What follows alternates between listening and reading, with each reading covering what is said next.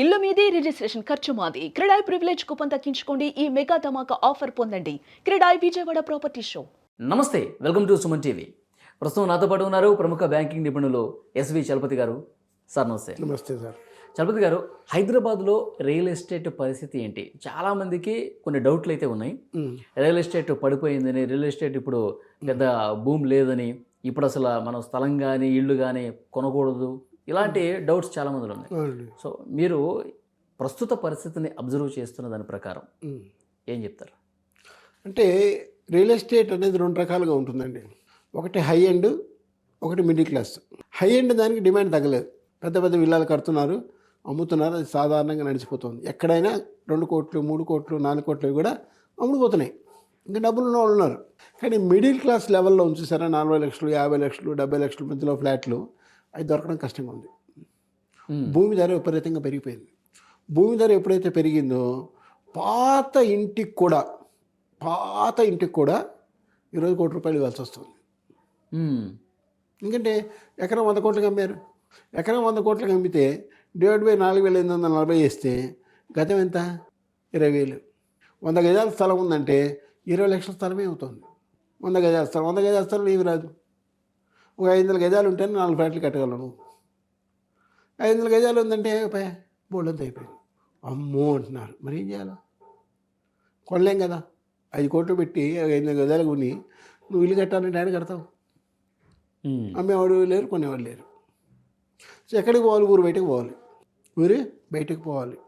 ఏ మంచిర్యాలలో, లేకపోతే కుల్లూరు, ఆ చివరి ఉండేటువంటి ఏరియాలో ఉన్నాయో, మన హైటెక్ సిటీ నుంచి ఒక 5 కిలోమీటర్లు అటు లేదా 10 కిలోమీటర్లు అటు పెరుగుతున్నాయి. లేదంటే సంగారెడ్డి రూట్లో అమీన్పూర్ కావచ్చు, ఆ చివరి కావచ్చు, ఇంకా 4-5 విలేజ్లు ఉన్నాయి, అవి పెరుగుతున్నాయి. ఎందుకంటే ఇక్కడ సిటీలో కొనలేని పరిస్థితి. సిటీలో వెంచర్లు కూడా లేవు. ప్రజలు సిటీలో కొనలేరు, ఇంకా వెంచర్లు వేయడానికి కూడా లేదు, ధైర్యం చాలట్లేదు. ఇక్కడ ల్యాండ్ కాస్ట్ పెరిగిపోయింది. అక్కడ 100 కోట్లు కానీ ఇక్కడ 100 కోట్లు అంటున్నారు. ఓకే, ఎకరం 100 కోట్లు అంటే మరి ఎక్కడి నుంచి వస్తాయి డబ్బులు?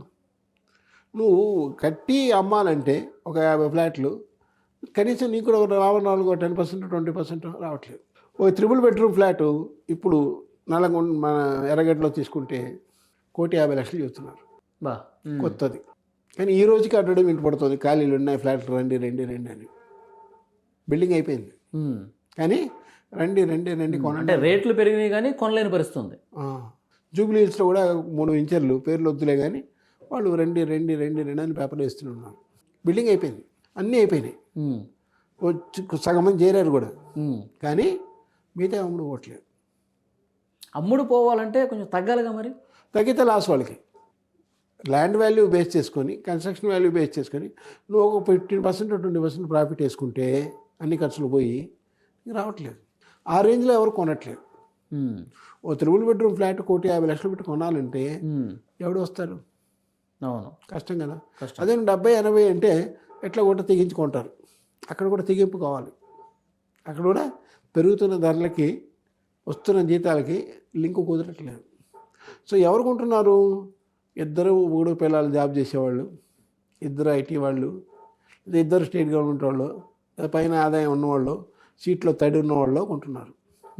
సో సీట్లో తడి ఉన్న వాళ్ళు కొంటున్నారు, మిగతా వాళ్ళు కొనలేకపోతున్నారు. ఓకే, సీట్లో తడి ఉన్న డిపార్ట్మెంట్లో ఏదైనా కొంటున్నారు వాళ్ళు. అందువల్ల సిటీ లోపల మాత్రం తగ్గిపోయింది. సిటీ బయట మాత్రం ఆ ఏరియాలో, ఇది హైటెక్ సిటీ నుంచి 4 కిలోమీటర్లు 5 కిలోమీటర్లు పోతే అక్కడ మాత్రం వెంచర్లు వేస్తున్నారు. ఓకే, అక్కడ మాత్రం 75 లక్షలు 80 లక్షలకి ఒక 3 బెడ్రూమ్ వస్తుంది.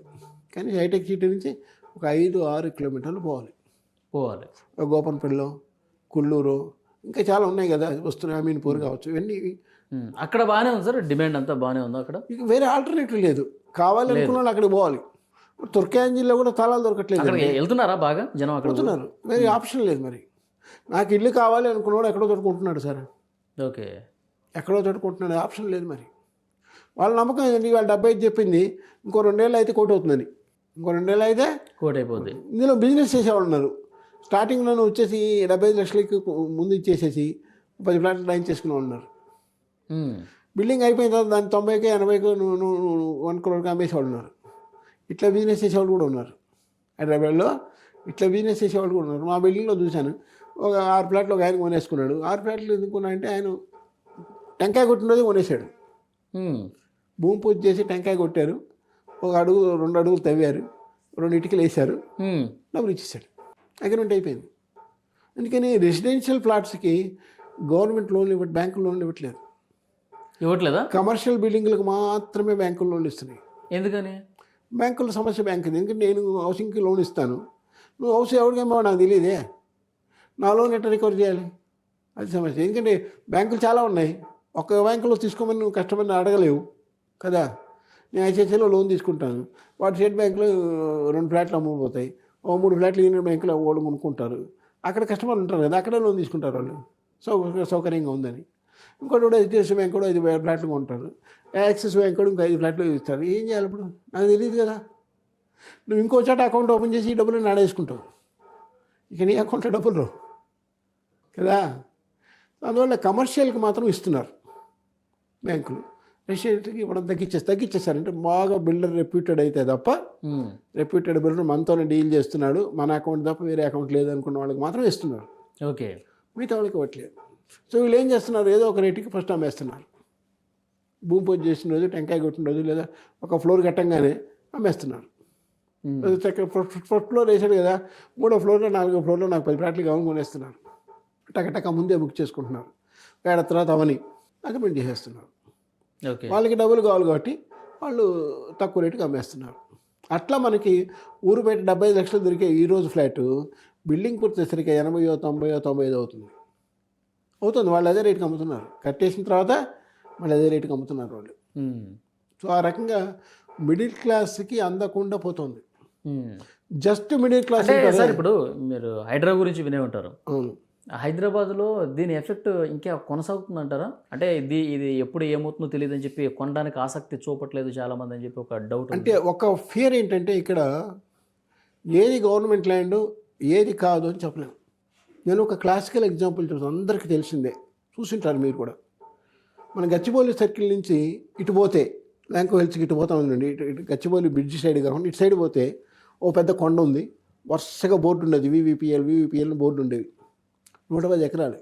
దాని మీద ఒక బ్యాంకులో లోన్ తీసుకున్నాడు ఒక ఆయన, 20 కోట్లు పెట్టి, కుదరబెట్టి 10 కోట్లు తీసుకున్నాడు. గవర్నమెంట్ అప్పుడు మారింది. సో మిట్టల్ గారు వచ్చారు, ఐఏఎస్ నవీన్ మిట్టల్ గారు ఏం చేశారు, ఈ ల్యాండ్ ఇంత ల్యాండ్ ఉంది ఖాళీగా ఉంది ఎవరిది అని వీళ్ళు రికార్డులు అన్నీ తీసి చూశారు. ఈ మందే సార్ ఉన్నారు. ఎప్పటి నుంచి మంది? 55 నుంచి మంది. వీడెవడో 80లో రిజిస్ట్రేషన్ చేసేసాడు, 85లో రిజిస్ట్రేషన్ చేశాడు, 91లో రిజిస్ట్రేషన్ చేయించాడు, మళ్ళీ 96లో రిజిస్ట్రేషన్ చేశాడు, 2002లో రిజిస్ట్రేషన్ చేశాడు. గవర్నమెంట్ అది. కానీ ఈ రిజిస్ట్రేషన్లు రిజిస్టర్ ఆఫీస్కి సంబంధం ఉంది, వాళ్ళు చేశారు. సో ఇవి చూసిన వాడు వీళ్ళదే ల్యాండ్ అనుకుని లోన్ ఇచ్చారు, బ్యాంక్ మునిగిపోయింది. బ్యాంకు మునిగిపోయింది, 10 కోట్లు ఇచ్చారు కదా. మరి సుప్రీంకోర్టు దాకా వెళ్ళారు, సుప్రీంకోర్టు చెప్పింది ఇది గవర్నమెంట్ దాన్ని. 110 ఎకరాలకే దిక్కు లేదు, అంత పెద్ద సర్కిల్లో కదా. అంత పెద్ద సర్కిల్లో మనం మెహదీపట్నం పోయే రోడ్లో గచ్చిబౌలి నుంచి లెఫ్ట్ సైడ్ మనకి పెద్ద కొండ ఉంది, ఇప్పటికీ ఉంది, అది గవర్నమెంట్ ల్యాండ్. ఇదే ఇక్కడ ప్రాబ్లం ఏంటంటే land is the problem. Ownership ఎవరిది తెలియదు, ఓనర్షిప్ ఎవరిది తెలియదు. ఇవాళ నాదే అనుకుని స్టార్ట్ చేస్తే రేపటి మీది కాకపోవచ్చు అది.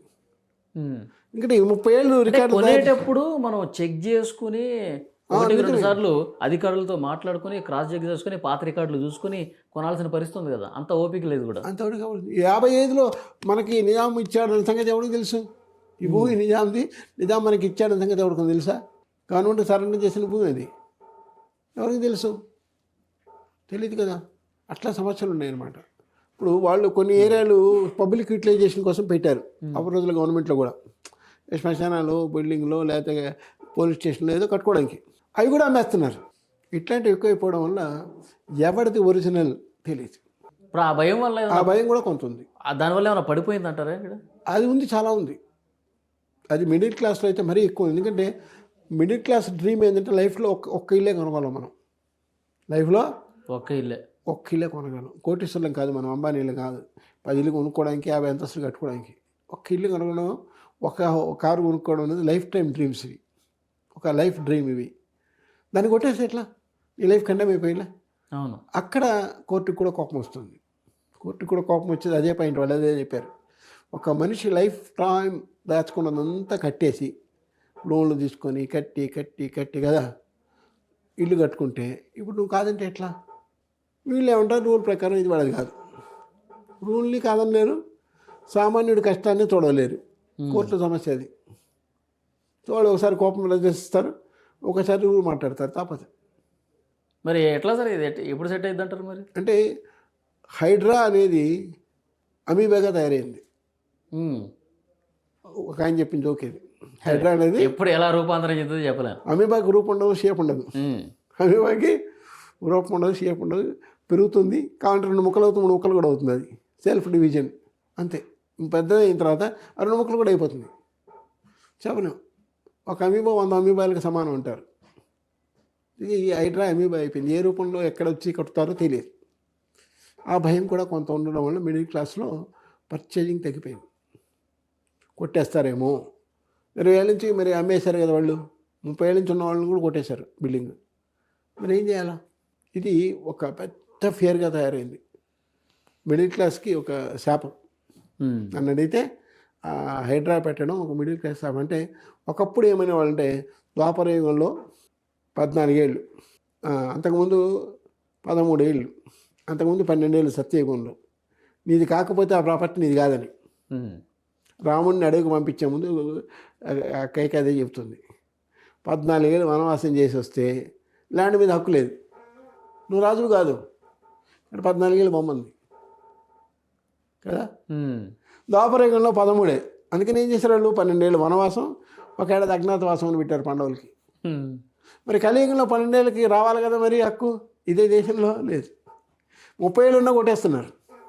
30 ఏళ్ళు ఉన్నా కూడా కొట్టేస్తారు. ఆ భయం అయితే ఉంది, చాలా ఉంది. దానికి ఏదైనా ఒక యాక్ట్ చేసి ఎవరన్నా పేదవాళ్ళు కానీ మిడిల్ క్లాస్ వాళ్ళు కానీ ఒక 20 ఏళ్ళ నుంచి 30 ఏళ్ళ నుంచి వాడుకున్నట్టయితే, లేదా కనీసం 15 ఏళ్ళ నుంచి వాడుతున్నట్టయితే కొట్టేయకూడదు అని ఒక రూల్ తెస్తే గవర్నమెంట్ రియల్ ఎస్టేట్ బాగా పెరుగుతుంది.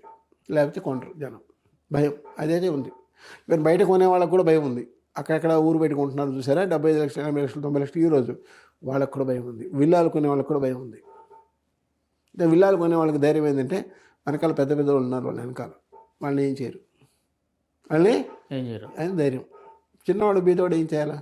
కొట్టేస్తే ఏం చేయలేడు, మొత్తుకున్నా ఏం చేయలేదు. ఏ శనివారం వచ్చి కొట్టేస్తారు, ఆదివారం కోర్టు ఉండదు, శనివారం కోర్టు ఉండదు, మధ్యాహ్నం తర్వాత అయిపోయి శనివారం సాయంకాలం నుంచి కొట్టేస్తున్నారు. మరి ఏం చేయాలా? ఓకే, చట్ట ప్రకారం మాది నిజం, ఐ అగ్రి. కానీ 30 ఏళ్ళ నుంచి ఉన్న పరిస్థితి ఏంటి? వాడు అప్పులు కట్టి లైఫ్ లాంగ్ డ్రీమ్ అది, ఒక మనిషి యొక్క డ్రీమ్ అది, హౌస్ అనేది, అది పోయింది. నీ డ్రీమ్ నీది కాదు అంటే ఏం చేయాలి? రోడ్డు మీద పడాలి అంతే. హైడ్రా అమీబా లాగా. సరే, ఇది పరిస్థితి కొంచెం మారి ప్రజలు కొంత కాన్ఫిడెన్స్ పెరిగి మళ్ళీ యథావిధిగా కార్యక్రమాలు జరిగే పరిస్థితి ఉంటుందిగా ఫైనల్గా. అంటే యాక్ట్ మార్చాలి. యాక్ట్ ఏం చేయాలంటే గవర్నమెంట్ ఒక 15 ఏళ్ళ నుంచి ఉన్నవాళ్ళు ఎవరైతే ఉన్నారో వాళ్ళకి హక్కులు ఇచ్చేయాలి. వాళ్ళు కొనుక్కున్నారు డబ్బులు పెట్టి. అమ్మినోడు మోసం చేశాడు. అమ్మినోడు చేసిన మోసానికి కొన్నవాడు ఎందుకు నష్టపోవాలి? కానీ అది చెరువులో ఉంది, కాలువలో ఉంది, అది రీజన్ ఇదే. అవన్నీ అమ్మినోడు మీద చర్య తీసుకోరు. అమ్మినోడిని కూడా జైల్లో పెడితే అతను ఎక్కడున్నాడు ఎతికి పట్టుకొని ఆడిని కూడా జైల్లో పెడితే అప్పుడు లాభం ఉంది. అది ఇంకా పెద్ద సమస్య, వాడు ఎక్కడున్నాడు ఏంటో. అది చేయట్లేదు. ఒక side correct, but what is the about other side? అమ్మినోడి పరిస్థితి ఏంటి? అమ్మినోడిని కూడా లోపల చేయాలి కదా. ఓకే, అది చేయట్లేదు. చూద్దాం సార్ నెక్స్ట్ ఏం జరగబోతుంది ఏంటనేది. సో రియల్ ఎస్టేట్ అయితే మీరు చెప్తున్నట్టు కొన్ని సమస్యలు ఉన్నాయి, భవిష్యత్తులో వాటిని అధిగమించి ముందుకు పోవాల్సినటువంటి అవసరం కూడా కనిపిస్తుంది. Thank you very much.